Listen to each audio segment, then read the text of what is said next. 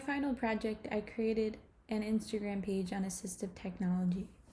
So I created 6 posts that have to do with each of the big ideas that we discussed this semester. So the first post is on the law's impact on assistive technology in special education.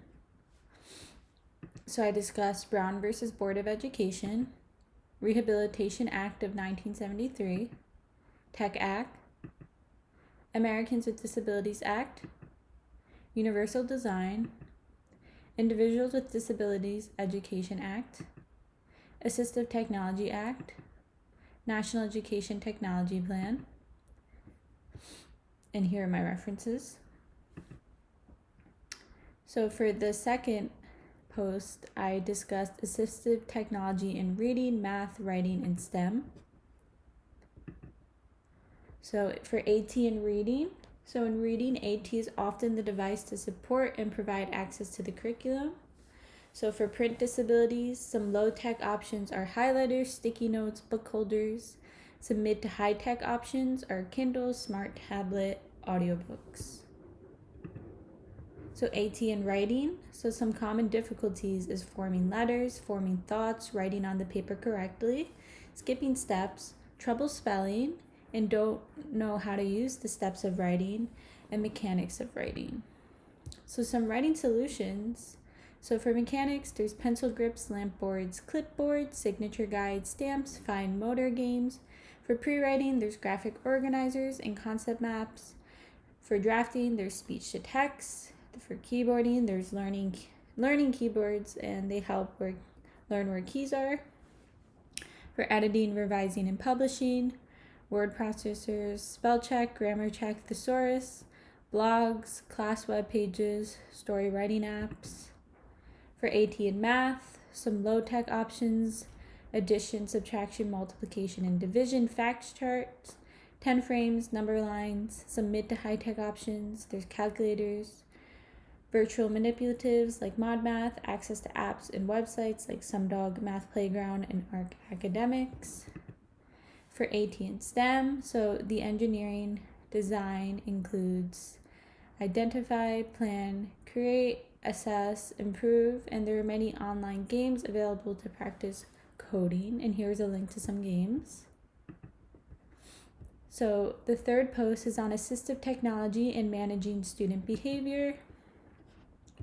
So 2 options that I discussed is video modeling and social stories. So video modeling teaches functional, behavioral, social skills, and employment skills to students with disabilities. And social stories is a narrative made to illustrate certain situations and problems and how to deal with them. So the 4th post is on assistive technology and communication.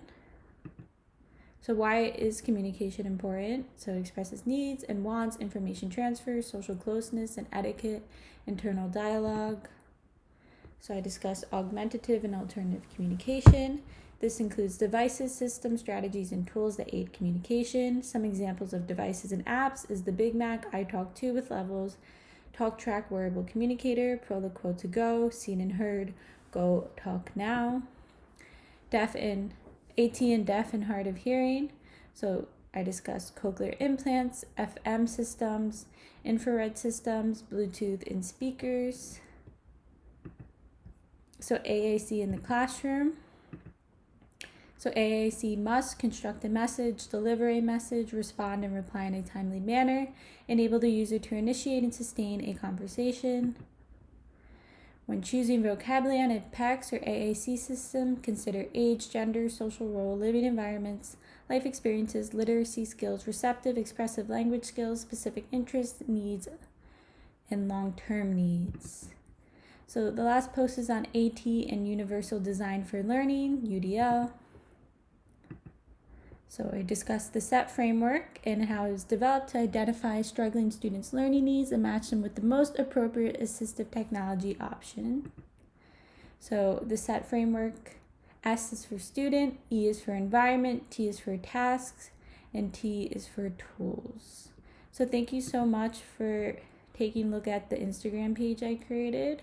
I created each of these posts using the website Canva, and the page is public. Thank you.